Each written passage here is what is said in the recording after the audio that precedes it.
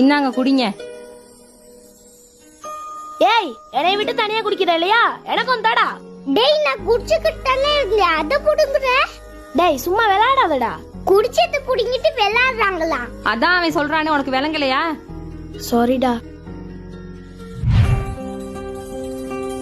டேய், என் மேல கோமாடா.